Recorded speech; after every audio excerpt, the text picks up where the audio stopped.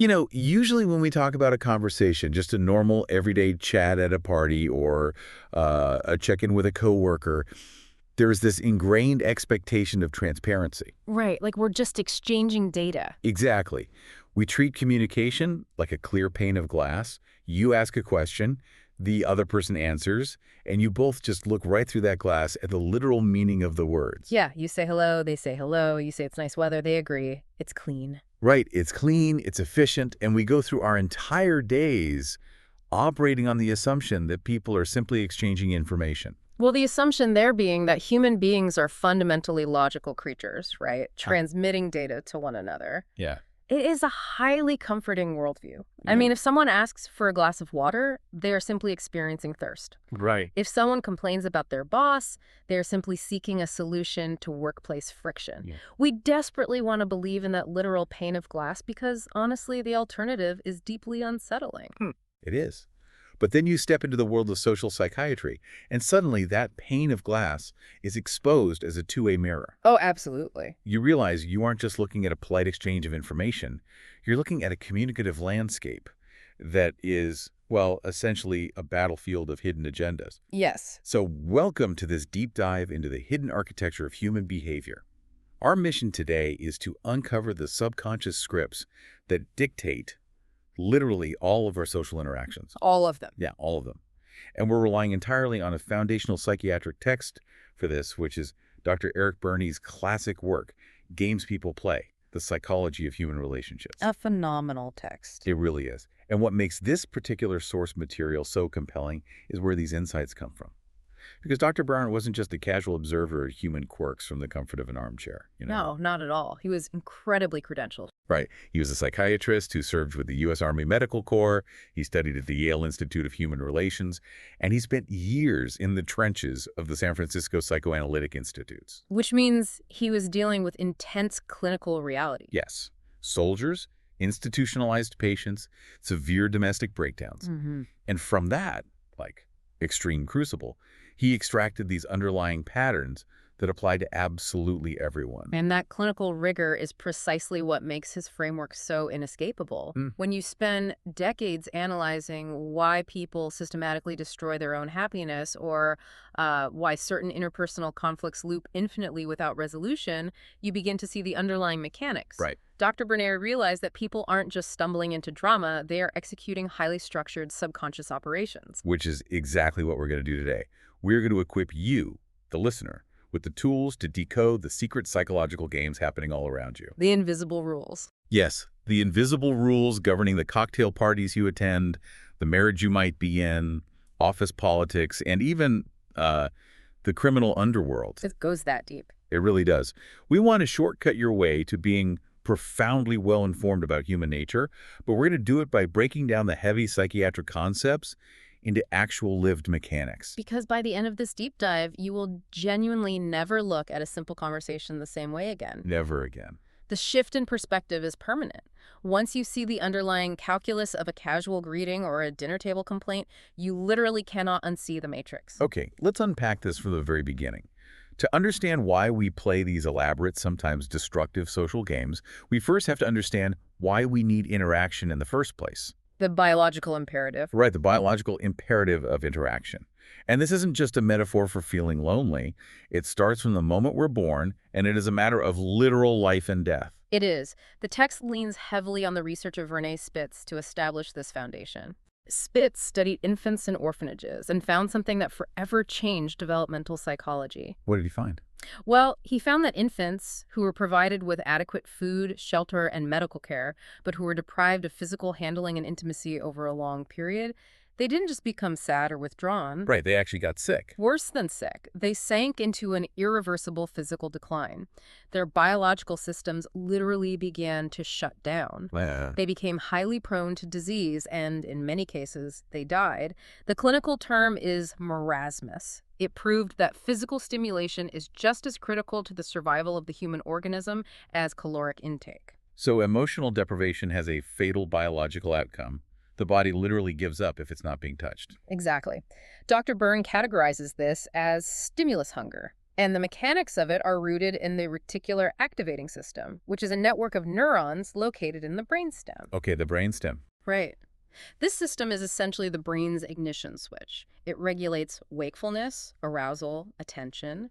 If this system isn't sufficiently stimulated by external sensory input, like being picked up, rocked, or spoken to, it begins to power down. So it needs literal electricity. Yes. The lack of sensory voltage leads to degenerative changes in the nervous system. That brings up a fascinating physiological reality. If stimulus hunger is that absolute in infants, what happens to us as we grow up? Because obviously, society wouldn't function if adults required the same level of constant physical coddling, right? We'd never get anything done. Yeah, we can't just walk around offices and grocery stores physically cradling each other 24/7 to keep our reticular activating systems firing. No, we undergo a necessary developmental compromise. The raw infantile stimulus hunger transforms into what Bernet terms recognition hunger. Recognition hunger. Yes. Since we can't have constant, direct physical intimacy, we learn to accept symbolic handling in its place. The touch becomes a look. The cradle becomes a conversation. A nod of the head as you pass someone in the hallway is a symbolic unit of physical recognition. Which brings us to the most fundamental unit of social action in this entire framework, which is the stroke. The stroke, yes. The stroke is defined as any act implying recognition of another's presence. When you give someone a stroke, you are symbolically handling them. Yeah. You're sending a tiny electrical jolt to their brainstem, acknowledging their existence. And the necessity of those strokes cannot be overstated. I mean, the text uses a terrifying, almost brutal colloquialism to summarize this biological reality. Oh, I know one. If you are not stroked, your spinal cord will shrivel up. That sounds so hyperbolic. It does, but noologically it is essentially true.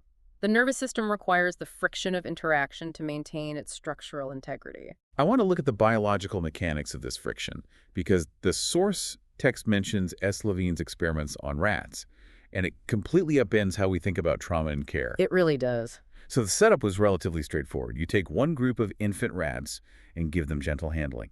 You coddle them. As expected, they thrive. Their brain chemistry is balanced, their development is accelerated, and they even show a higher resistance to diseases like leukemia. Right, the expected outcome. But then you have another group. This group isn't coddled. Instead, they are subjected to painful electric shocks. Which is horrible to think about. It is. And our instinct is to assume these rats will wither away, much like the neglected infant Spitz observed.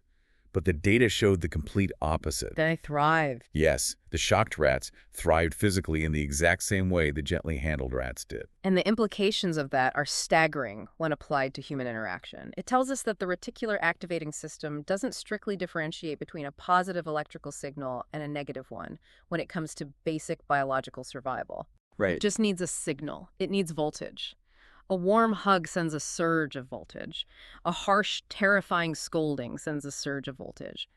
Biologically speaking, the nervous system vastly prefers the shock over the silence. Which explains so much about human behavior that otherwise looks totally irrational. I mean, it explains why people stay in toxic relationships or why a child might deliberately misbehave to draw a parent's fury. Exactly. If the child is feeling a deficit of positive strokes, they will actively provoke negative strokes because getting yelled at keeps the spinal cord from shriveling.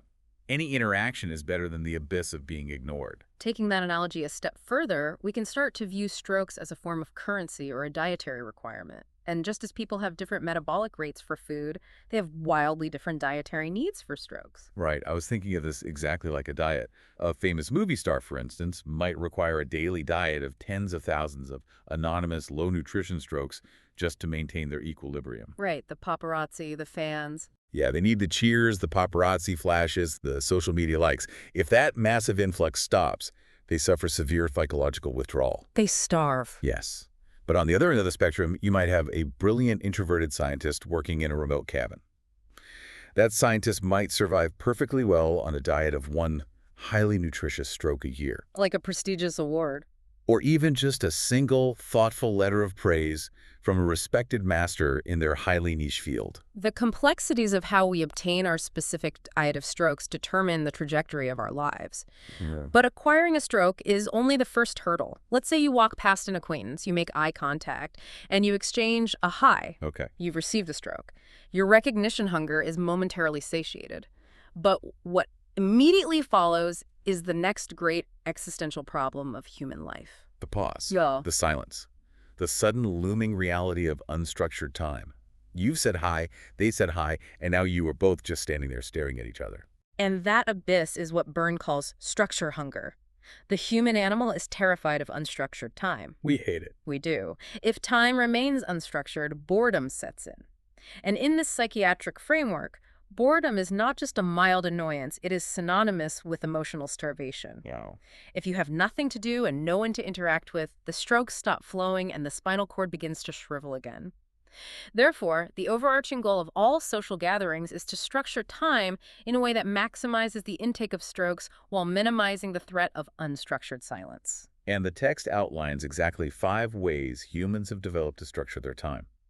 In order of complexity, they are rituals, pastimes, games, intimacy, and activity. Yes. And I really want to highlight activity here because the text notes that activity forms the matrix for all the others. And I was trying to conceptualize how that works mechanically. How do you mean? Well, if activity is essentially work dealing with the material of external reality, like building a house or analyzing a spreadsheet, it provides a shared, tangible focus. Without the activity of the office, you don't have the shared context to engage in the rituals of water cooler greetings or the pastimes of complaining about management. That's a great way to put it. The material reality gives us the playground to execute the other 4 social behaviors. That shared external reality is absolutely essential.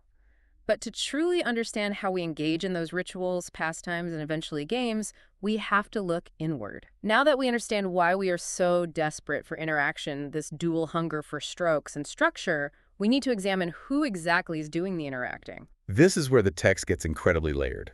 Because according to Byrne, when you are having a conversation, there isn't just one monolithic you talking. Yeah. There's an entire cast of characters living inside your head, taking turns at the microphone. This forms the foundation of what Byrne calls structural analysis. When you closely observe people in social situations, you notice profound, instantaneous shifts in their demeanor. Yeah, you see it all the time. Their posture changes, their vocabulary shifts, their facial expressions alter, and their emotional temperature fluctuates. These observable shifts correspond to different ego states. And an ego state is not merely a role you're acting out, right? No, not at all. It is a concrete psychological reality, a coherent neurologically linked system of feelings and behavior patterns. So it's not like putting on a hat for a specific occasion. It's an actual physiological state your brain enters and operates from. Precisely. And the text identifies 3 distinct ego states that exist in every single individual: the parent, the adult, and the child. Let's break down the mechanics of each because the jargon here is heavy, but the concepts are universally recognizable. We begin with the parent ego state. The clinical term Byrne uses is extrapsychic, which means it originates from outside the psyche. Yes. From your earliest days, you observed your actual parents or parental figures. You recorded their rules, their prejudices, their soothing tones, and their disciplinary glares. Like a tape recorder. Exactly like a tape recorder. When you enter the parent ego state, you are essentially booting up that external operating system and making it your own. You are reproducing the exact feelings and behaviors you absorbed from them. And the text splits the parent into 2 distinct functional forms. There's the direct parent, which is pure emulation. You react to a situation exactly the way your father would have reacted, using his exact tone of voice and posture, do as I do. Right. But then there's the indirect, or influence parent. This is when you don't act like them, but you act the way they wanted you to act. You're responding to their embedded expectations. Do as I say. Next is the adult ego state. This is termed neopsychic, meaning it is focused on new, real-time data. The adult is your internal computer. It is autonomously directed toward the objective appraisal of reality. It has no emotional baggage. It gathers facts, calculates probabilities, and makes logical deductions. When you are assessing whether a car is moving too fast for you to safely cross the street, your adult is at the wheel. Which leaves the final state, the child. And the term here is archaeopsychic, which I think paints such a vivid picture. It's a great word. It means the child ego state is composed of archaic relics. It is not an imitation of a child. It is the actual historical artifacts of your own early childhood preserved intact within your brain. Perfectly preserved. Yeah. When you enter the child ego state, you are experiencing the world with the exact emotional intensity, the same fears, and the same joy you felt when you were 3 or 4 years old. And just like the parent, the child ego state manifests in two distinct forms. The first is the adaptive child. Okay, the adaptive child. This is the version of the child that modified its natural impulses under the heavy influence of the parents. This manifests as the perfectly compliant, obedient individual who is terrified of causing a scene, or, conversely, the whining, withdrawing individual who uses sulking to get their way. Both behaviors are adaptations to external pressure. Then you have the natural child. This is the unfiltered, spontaneous expression of the infant. It's rebellion, it's uninhibited creativity, it's deep intuition, and it is immense charm. The best parts of childhood. Right. But I think it's crucial here to push back on how society generally views the word child. Yeah. Because if I am at a corporate board meeting and something goes wrong and I throw a pen across the room in frustration, my colleagues are going to say he's acting childish. He's so immature. They are. We use those words as weapons. Which is why structural analysis explicitly rejects words like immature or childish. Those terms are highly prejudicial and they cloud our objective understanding of the mechanics. In Byrne's framework, there are no immature people.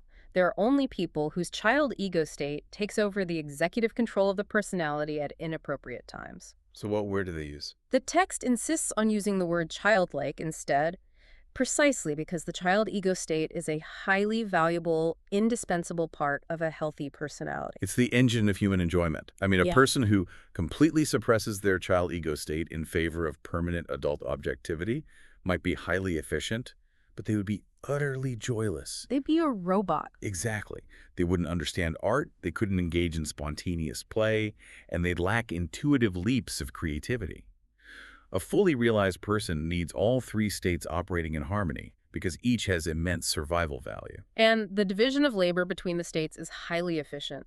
The adult processes the complex probabilities required to navigate the modern world, but calculating probabilities requires massive amounts of mental energy. If your adult had to analyze every single social interaction from scratch, you would be paralyzed. This is the survival value of the parent. The parent handles all routine, repetitive decisions automatically. Like looking both ways before crossing the street. Exactly. When you enforce a moral rule, or automatically look both ways, or scold someone for being rude, your parent is executing a pre-written script which frees up your adult's computational power for more important tasks.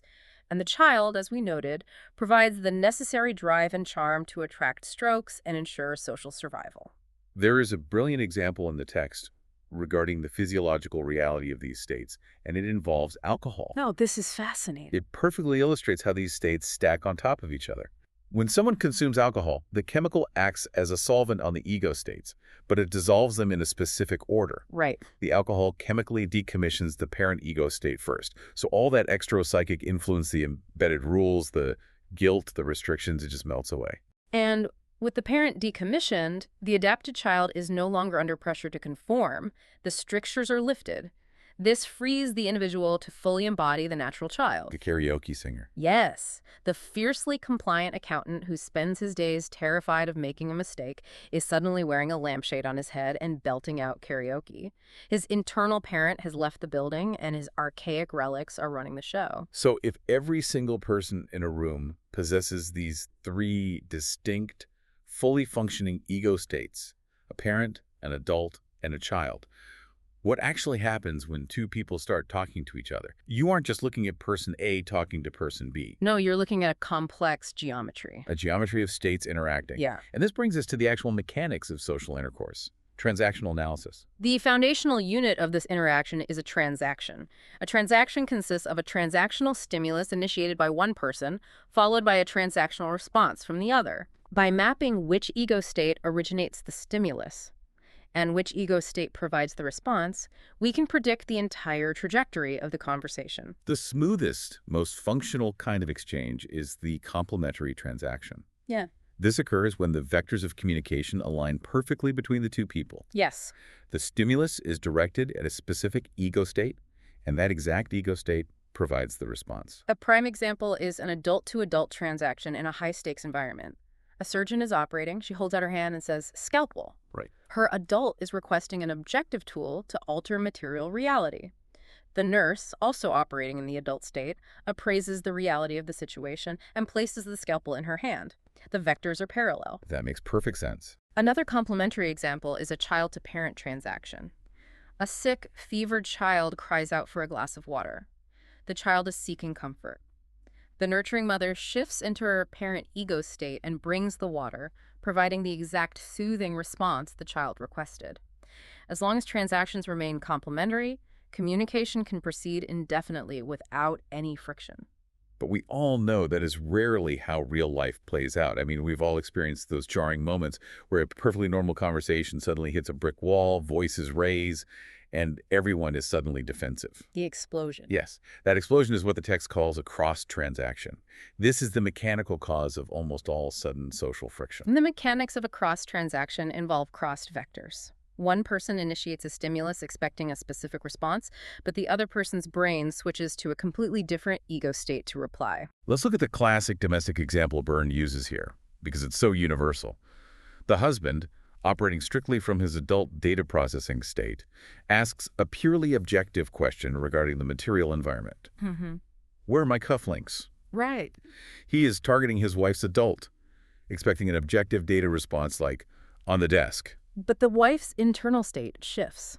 She doesn't hear a request for data. Her archaic relics activate. Yes. She perceives his question as a parental criticism, implying she is responsible for losing them. So instead of her adult responding, her adapted child flares up and she yells, "You always blame me for everything." The vectors cross. The husband's adult-to-adult stimulus is met with a child-to-parent response. In transactional analysis, this represents a complete mechanical breakdown. It does. Communication stops immediately. You literally cannot talk about the physical location of the cufflinks anymore. No, before any data can be exchanged, the vectors must be realigned. The husband either has to back down and shift into a soothing parent state to comfort her child, or they both have to consciously reset their systems back to adult. But the most complex layer of all this, and the absolute foundation of the games we're going to deconstruct, is the ulterior transaction. This is where it gets dangerous. Yeah, this occurs when more than two ego states are active simultaneously. You are saying one thing on a social surface level, but you are communicating something entirely different on a psychological, hidden level. Ulterior transactions are the essence of manipulation. The text categorizes them into angular and duplex transactions. Okay, angular. An angular transaction involves three ego states. Picture a highly skilled, slick salesman interacting with a customer. The salesman says, "This model is much better, but you probably can't afford it." Ouch. Right. On the social surface, that is an adult-to-adult transaction. He is stating a supposedly objective fact about the product's quality and her financial limitations. But psychologically, the salesman's adult is taking dead aim at the customer's vulnerable child ego state. He is deliberately challenging her archaic relics of inadequacy. Exactly. And if the transaction is successful, her adult gets bypassed entirely. Her child flares up defensively and responds, "I'll take it," just to prove to this authority figure that she is as good as anyone else. The salesman successfully manipulated her child to get the adult contract signed. Then there is the duplex transaction, which involves four ego states operating at once. This is the classic framework for flirtation. Yeah. A man says to a woman, "Come and see the barn." The woman replies, "I've loved barns ever since I was a little girl." Socially, on the surface, this is an adult-to-adult conversation about agriculture and architecture. So two people who love barns. Right, but the actual energy of the exchange is psychological. It is a child-to-child transaction operating completely subtextually, communicating mutual interest in sexual play. The words are a facade for the true transaction. Now, before people engage in the heavy, complex, ulterior transactions that define full-blown games, they have to structure the time leading up to them. Yeah. They have to test the waters. They do. And they do this using procedures and rituals. Procedures are essentially just data processing directed at reality, flying an airplane, performing surgery, filing a report. Right. Rituals, however, are deeply stereotyped, predictable exchanges. And this brings us back to that terrifying abyss of unstructured time. The text analyzes the classic American greeting ritual, a hi-hi exchange, and reveals the incredible transactional calculus behind it. It is entirely mathematical, and it is entirely divorced from the literal meaning of the words. When you pass someone and say, "How are you?" You are not actually requesting a detailed 15-minute medical history of their recent ailments. No. You are initiating an exchange of strokes to temporarily alleviate structure hunger. If you and an acquaintance pass each other in the hallway every single day, you establish a baseline debt. You owe each other 1 stroke a day to maintain the equilibrium. You walk past, you say hi, they say hi, debt paid. The spinal cord remains intact. Yes. But what happens if that exact same acquaintance goes on a month-long vacation? When they return, a simple 1-stroke hi is mathematically insufficient. Yeah. If you just nod and say hi, after they've been gone for 30 days, they'll feel slighted. They will be offended. Because the stroke debt has accumulated, you owe them 30 strokes. To square the account, you have to compress those 30 strokes into a single, highly intense ritual exchange. Right. It sounds like this. Hi, haven't seen you in forever. Where did you go? Hawaii. Wow, that's incredibly interesting. You look fantastic.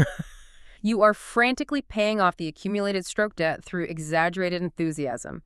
Once the debt is cleared the next day, you can safely revert to the daily single-stroke hi. And the reverse is equally true, which is so universally recognizable. If you only owe someone a 1-stroke debt, say, a guy you barely know from accounting, and one morning he stops you in the hall and unloads a 5-stroke greeting on you, asking deeply about your weekend, praising your shirt. Your alarm bells go off. Yes. Your internal radar instantly goes off. You immediately think, what does this person want from me? Are they trying to sell me insurance? Do they need me to cover their shift? The mathematical imbalance of the ritual alerts your adult that an ulterior transaction is coming. Once the basic rituals are completed at a gathering, people naturally progress to pastimes. These are semi-ritualistic, topical conversations designed to pass the time at parties or in waiting rooms. Like small talk. Exactly. Common examples include General Motors, where men stand around comparing the objective merits of different cars, or PTA, where parents exchange complaints about the school system, or wardrobe, where women discuss fashion. But these pastimes aren't just idle chatter. They serve a vital unconscious function. They are social selection processes. They are hunting grounds. Hunting grounds. When you engage in the PTA pastime, you aren't just passing time, you are feeling out the room. You're listening to the nuances of how people complain. You are scanning the environment to find potential, compatible players for the much more complex, much more dangerous psychological games you actually want to play. Which brings us to the core definition of a game in Dr. Burns' theory. We use the word game colloquially to mean something fun or trivial. But in this psychiatric framework, a game is a highly specific, often disruptive sequence. Right. A game is defined as an ongoing series of complementary ulterior transactions progressing to a well-defined, predictable outcome, which is called the payoff. Games are fundamentally different from procedures, rituals, or pastimes for 2 reasons. What are they? First, every game is basically dishonest. The ostensible social transaction is a cover for the psychological motive. Second, the outcome of a game has a dramatic, emotionally intense quality. Having mapped the precise anatomy of how a game is constructed, it's time to examine one in the wild. Let's look at the most classic example of psychological warfare in domestic life, the game called If It Weren't For You, or IWFY for short. This is perhaps the quintessential marital game, deeply ingrained in domestic structures. The text illustrates this through the clinical case of a woman referred to as Mrs. White. Okay, Mrs. White. Mrs. White complains constantly to anyone who will listen that her domineering husband severely restricts her social activities. She claims he absolutely forbids her from learning to dance, from going to parties, or from having any meaningful fun outside the home. So she perfectly inhabits the role of the victim. She sits at coffee with her friends, engaging in a pastime of complaining about husbands, and her recurring refrain is, if it weren't for him, I could be out living my life. I could be a dancer. I could be worldly. But then the clinical twist occurs. Mr. White undergoes psychiatric treatment for his own issues. Through therapy, he realizes he has been overly restrictive and domineering. He decides to change his behavior. He comes home and tells his wife, I've been too hard on you. Go ahead, sign up for the dance class, go out and enjoy yourself. He removes the restriction. And what happens? Mrs. White, finally given the freedom she has publicly craved for years, signs up for the dance class. And upon arriving, she suddenly discovers she has a morbid, paralyzing fear of dance floors. Agoraphobia. Yes. She is overwhelmed by agoraphobia. She is absolutely terrified of being in that public, unstructured situation, she drops the class immediately. This dramatic reversal reveals the hidden contract of their entire marriage. On the social, observable level, the transaction was the husband commanding, "Stay home," and the wife complaining, "If it weren't for you, I'd be having fun." That is the pane of glass everyone else saw. Right. But on the psychological, ulterior level, the transaction was entirely different and completely mutually agreed upon. The psychological truth operating underneath the surface is that the husband's child ego state is deeply, irrationally terrified of desertion. His internal archaic relic is screaming, "You must always be here because I'm scared you will leave me." Yes. And the wife's child ego state is terrified of public situations and social performance. Her archaic relic is screaming, "I cannot face the outside world." They did not end up together by accident. Their internal ego states scanned a room during a pastime, recognized the compatible neuroses, and forged an unspoken contract. Wow. Her psychological message to him was, "I will stay home and soothe your intense fear of desertion on the condition that you protect me from my phobias by aggressively forbidding me to go out." He plays the tyrant so she never has to face her terror. The genius of the game is in its payoffs. Every game must provide a payoff to justify the immense energy required to play it. The text identifies multiple advantages. Biological and existential. Right. The biological advantage of IWFY is that their constant superficial arguing provides a steady stream of belligerent petulance exchanges. He barks at her, she sulks, and kicks him in the shins emotionally. It's a low-level, continuous exchange of strokes that keeps their nervous tissue healthy without ever risking the terrifying vulnerability of actual emotional intimacy. Furthermore, there is the existential advantage. Playing the victim in IWFY allows Mrs. White to continuously validate her deep-seated, predetermined position on life, which is that all men are tyrants. Every time he forbids her from doing something, it proves her worldview right, providing a profound, albeit twisted, sense of psychological security. To break a game like this, the text introduces the concept of the antithesis. Yeah. The antithesis is the specific move that shatters the ulterior transactions. Yeah. For IWFY, the antithesis is permissiveness. The moment the husband shifts into an adult state and says, "Go ahead," the game instantly collapses. The husband refuses to play his assigned role of the restricting parent. And the moment the game collapses, the underlying phobia is unmasked, leaving the wife exposed to her actual terror. Which is why initiating the antithesis is so dangerous in relationships. When you stop playing the complementary role in your partner's game, you rip away their psychological defense mechanisms. The ensuing anxiety can be explosive. I have to ask, though, because looking at the sheer complexity of the hidden contracts in IWFY, how does a human being learn to do this? Are we biologically pre-programmed with these elaborate psychological traps built into our DNA? We are not born with specific games, no. We are born with the hunger for strokes, but the games are learned and perfected very early in childhood. Really? That early? Oh, absolutely. The text provides a brilliant, observable example of a game in Statunishendi in the exact moment of its birth. Picture a family dinner table. A 7-year-old boy gets a stomachache. He complains, and his parents, showing concern, excuse him from the table, allowing him to skip eating his vegetables and go rest. Okay. His 3-year-old brother observes this sequence. The younger brother immediately pipes up and says, "I have a stomachache too." Right. The younger brother is attempting a transactional maneuver. He sees the older brother get a stroke sympathy and a reward, and he wants to replicate the procedure. If I claim to be sick, I get a reward. But the father in this scenario is incredibly astute. He looks at the 3-year-old, recognizes the lack of actual symptoms, and says, "You don't want to play that game, do you?" And what does the kid do? At that moment, the 3-year-old bursts out laughing and says, "No." The father recognized the ulterior transaction being formed and used an adult intervention to break it up before it could solidify. That laughter from the 3-year-old is so telling. It's the realization of being caught. Byrne refers to the adult aspect of the child ego state as the little professor. Yes, the little professor. It is that shrewd, highly observant part of an infant that spends its days analyzing exactly how to manipulate the giant parent figures to extract the maximum number of strokes. If that father had played along with the fake stomachache, the little professor would have logged a massive victory. A very dangerous victory. Yeah, because that boy might have spent the rest of his life using hypochondria and feigned illness to manipulate his spouses, his bosses, and his friends. The patterns learned at the dinner table scale up drastically as we age.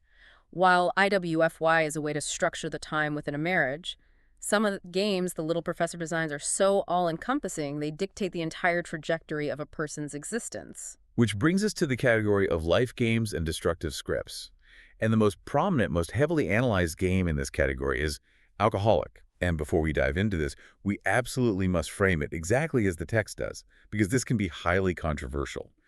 Game analysis is not making a biochemical, genetic, or physiological claim about the disease of alcoholism. It acknowledges those factors exist. That's a crucial distinction. Right. The transactional analysis is examining is the social transactions that surround the drinking.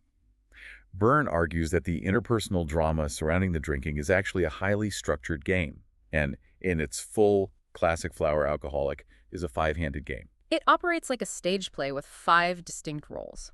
First, you have the central character, the alcoholic, played by our hypothetical protagonist, White. Okay. Second is the persecutor.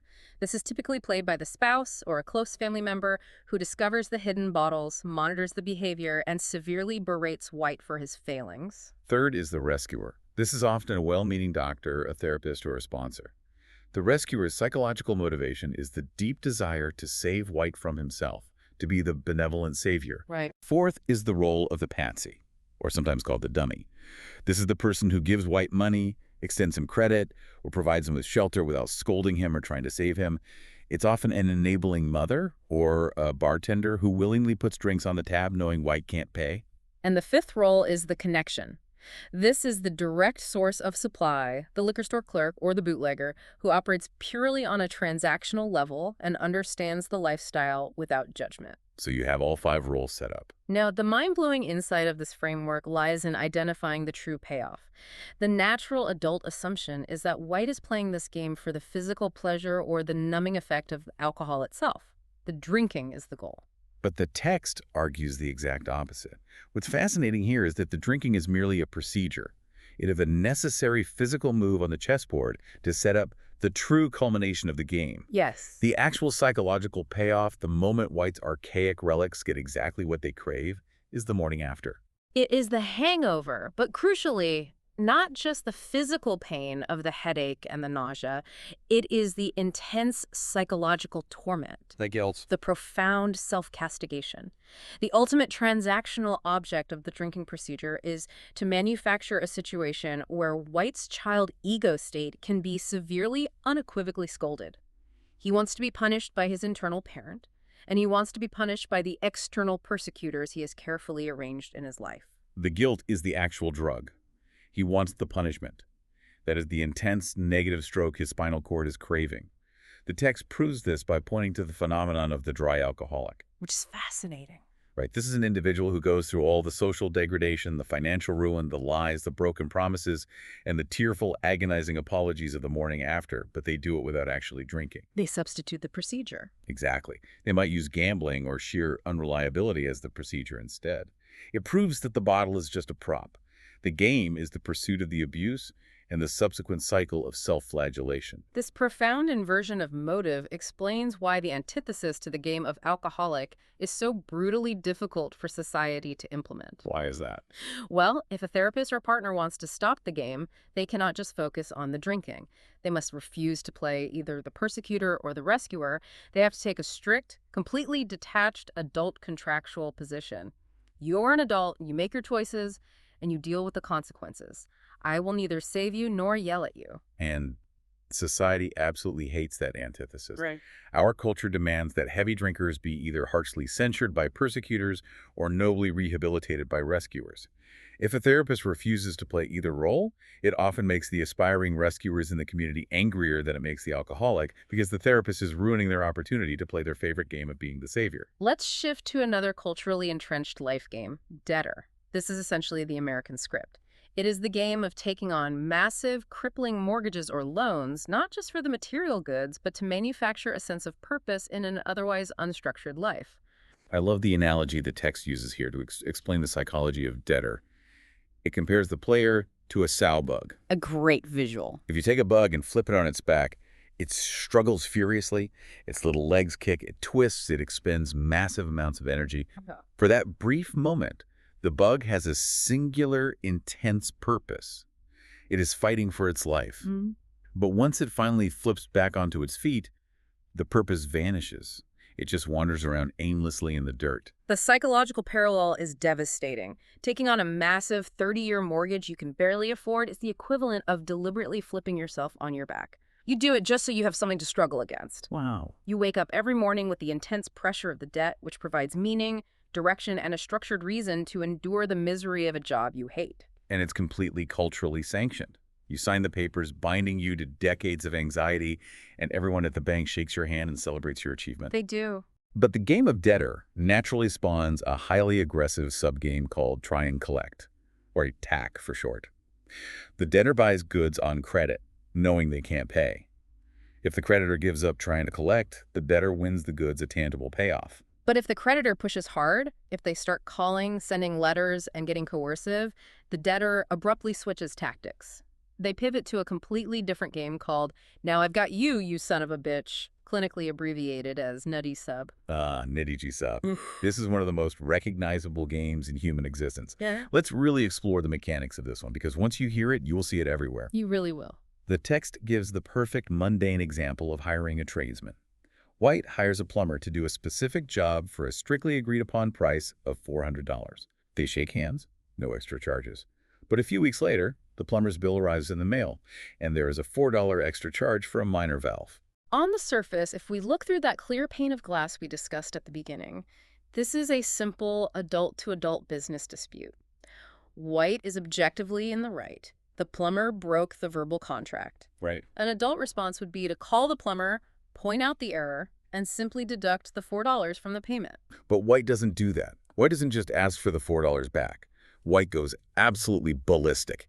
He enters a state of righteous fury. He drafts a blistering multi-page letter questioning not just the $4, but the plumber's entire integrity, his business ethics, and his moral character. Yes. He threatens to report him to the licensing board. He tells all his friends about the crooked plumber. Because the $4 isn't the point. White's psychological parent ego state has been harboring a massive reservoir of pent-up rage and resentment, perhaps aimed at his boss, his spouse, or the world in general. But society doesn't let you just scream at people on the street. Exactly. The plumber, by making a minor contractual error, handed White a socially defensible, objectively valid excuse to unleash that fury. Psychologically, White is secretly delighted that the plumber made this mistake. His internal archaic relic points a finger and screams, "Now I've got you, you son of a bitch." He gets to unleash the rage without any of the guilt, because he is technically the victim. The payoff is the glorious, uninhibited venting of anger. The antithesis to someone playing Naiji Saab is crucial for survival in business and relationships. It requires strict, explicit, and unfailingly polite adherence to the rules. I'll give him an inch. Exactly. You must give the player absolutely no opening, no $4 excuse to vent their rage on you. And if you do make a mistake, you must yield gracefully and immediately, completely disarming their justification for a blow-up. Life games like Alcoholic and Debtor are incredibly heavy. They dictate marriages, careers, and financial ruin over decades.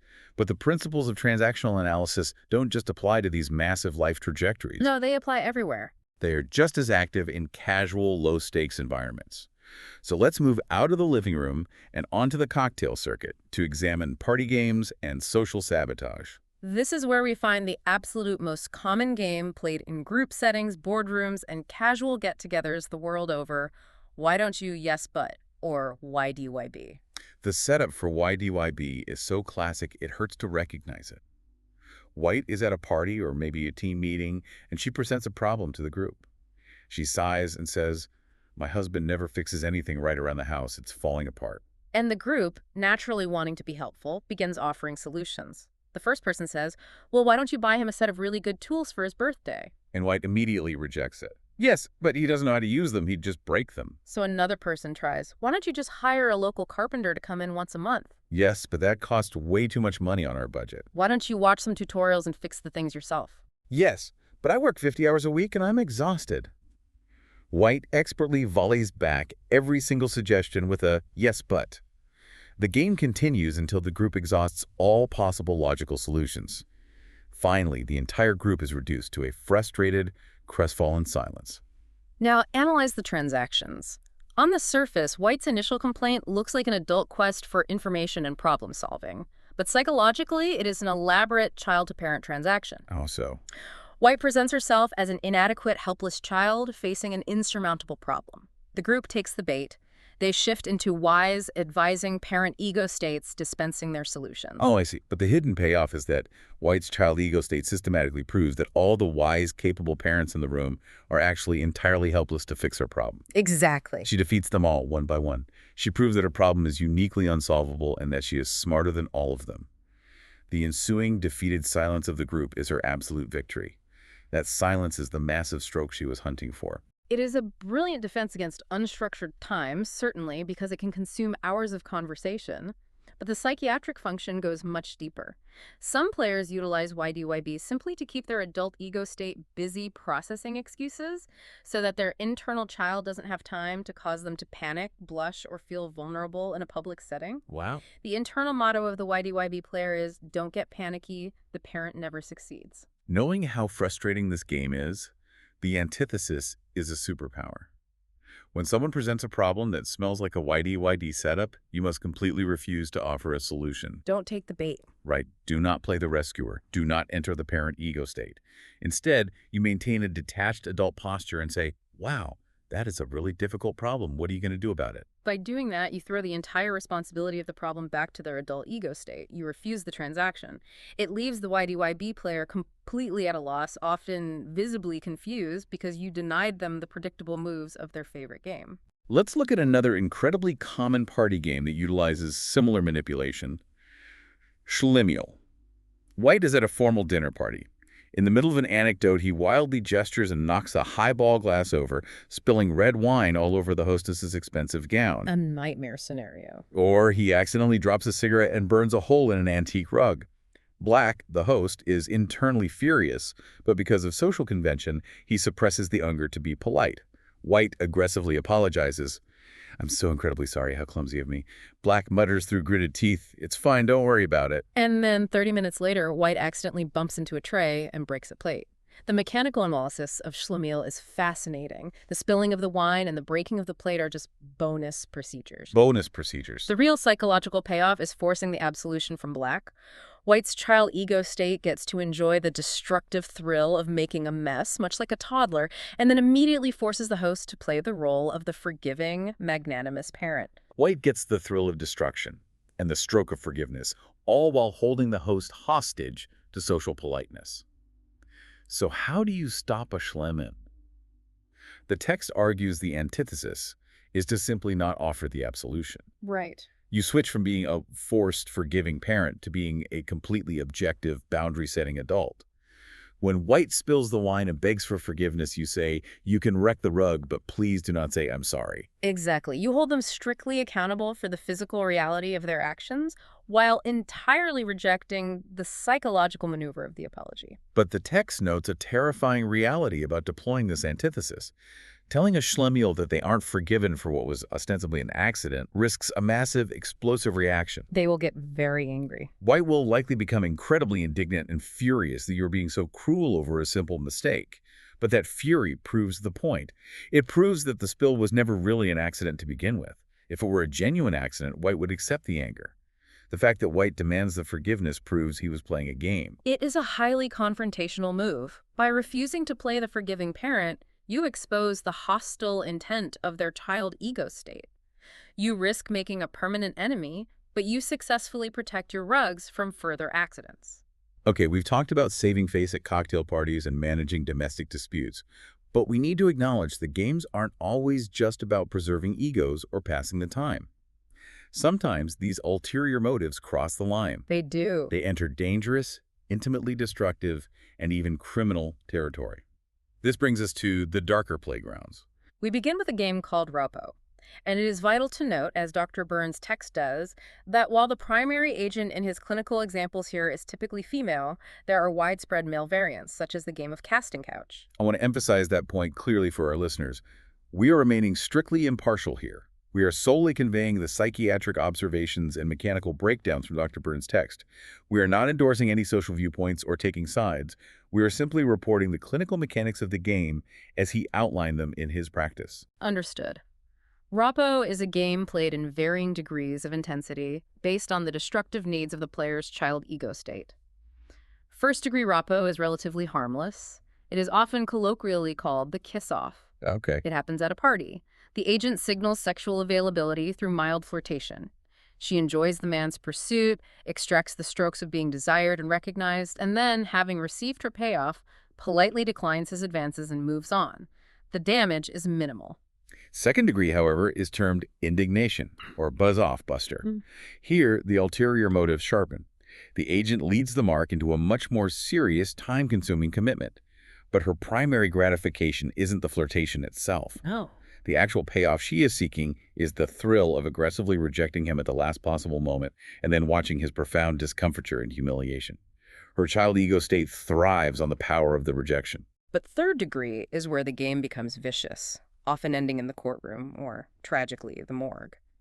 In third degree, Rappo, the agent deliberately leads the mark into a highly compromising, often physical situation, and then immediately claims criminal assault, having painstakingly set up the entire encounter to produce exactly that outcome. The text also notes that sometimes outsiders like highly competitive peers or manipulative family members will psychologically force an otherwise unwilling person to play this destructive game to satisfy their own external agendas. Another dark domestic game that skirts the edge of destruction is uproar. This is characterized by a loud, door-slamming, intensely heated argument. A very common one. The classic clinical example provided in the text is an ongoing, volatile conflict between a domineering father and a teenage daughter. They fight constantly over trivial things: curfews, clothing, chores. Voices rise, harsh words are exchanged, and it inevitably ends with one or both of them retreating to their separate bedrooms and violently slamming the doors. The psychological truth of uproar is profoundly uncomfortable. The argument itself is a facade. The game is unconsciously manufactured by their respective ego states to avoid the underlying, deeply repressed threat of sexual intimacy in the house. Right. The slamming of the doors is a mechanical payoff. It violently emphasizes that they have separate bedrooms and separate spaces. The hostility provides a distressing but highly effective psychological barrier against taboo impulses. And finally, we scale these hidden mechanics all the way up to the criminal underworld. The text analyzes the game of cops and robbers, and this is where the framework completely shifted my understanding of crime. Byrne differentiates clearly between the street professional criminal and the player. A street professional, think of a highly organized bank robber or a master jewel thief, is engaged in activity, not a game. They want the money, they absolutely hate risk, they make sure the fix is in, they plan meticulously, they do the job cleanly, and they avoid violence at all costs because violence brings heat. But the player isn't engaged in activity. The player is playing a game. And the psychology of this criminal behavior traces all the way back to the childhood playground game of hide and seek. Think about the mechanics of a child hiding in a closet during hide and seek. The child is waiting in the dark. If the father looks for 5 minutes, gets bored, gives up, and goes to watch television, how does the child feel? Disappointed. Exactly. The child doesn't feel victorious. The child is intensely disappointed. The game isn't fun if you aren't found. The entire thrill of hide and seek requires the climax of being caught. So the cops and robbers criminal is operating from a child ego state that compulsively needs to lose. They aren't trying to get away with the perfect crime. They leave obvious clues at the scene. They commit gratuitous, unnecessary vandalism that draws attention. They boast to informants at the bar. They're essentially playing a massive high-stakes game of tag with the police. And this raises an incredibly important question about the structural efficacy of our criminal justice system. Byrne notes that standard criminologists often fail entirely to understand this dynamic because they rely on sociological tools, poverty metrics, opportunity analyses. Right. They proceed from the logical adult assumption that the criminal wants to get away with the crime and avoid prison. But if the criminal's internal child actually needs to be caught to receive their payoff, then the police, the judges, and the wardens are inadvertently playing the complementary role of the cop in the criminal's elaborate game. They are providing the exact strokes the criminal is seeking. Which perfectly explains a phenomenon that baffles parole boards. Yeah. The game of how do you get out of here. You have prisoners who behave perfectly for years. They are model inmates. They are playing the psychological operation of good behavior to the letter. But then a week before their scheduled release, they randomly pick a violent fight in the yard, or they aggressively sabotage a guard. Because as the release date approaches, their child ego state becomes absolutely terrified of the unstructured, uncertain, and demanding world outside the prison walls. They intentionally manufacture a reason to lose their parole, ensuring they get to stay inside where the structure is guaranteed and their time is meticulously managed for them. Okay, let's take a deep breath. We have covered an absolute mountain of psychological ground today.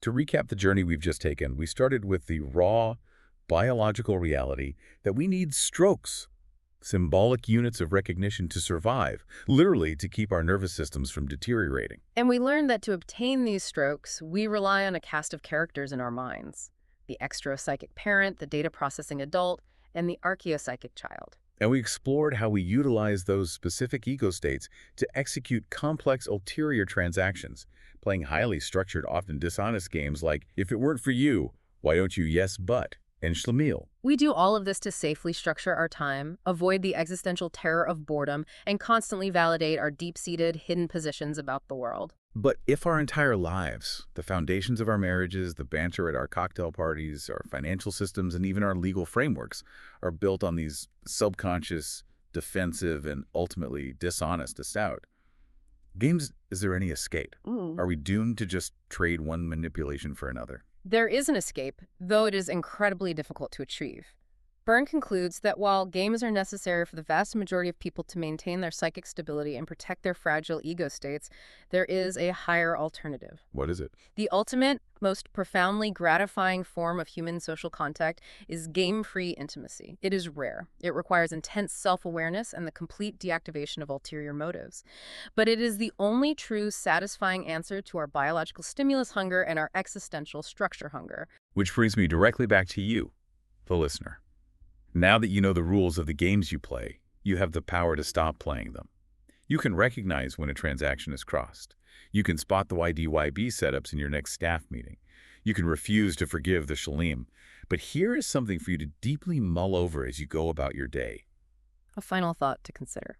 Think back to that party we talked about at the very beginning of this deep dive. The two people talking politely about the weather, assuming they're looking through a clear pane of glass. If you choose to shatter that glass, if you strip away your daily routines, your harmless yes buts, your comfortable complaints about your spouse, and your predictable safe payoffs, are you actually ready for the terrifying, unfiltered vulnerability of true intimacy? Or will you just invent a brand new game to avoid it? Thank you for joining this deep dive into the source material.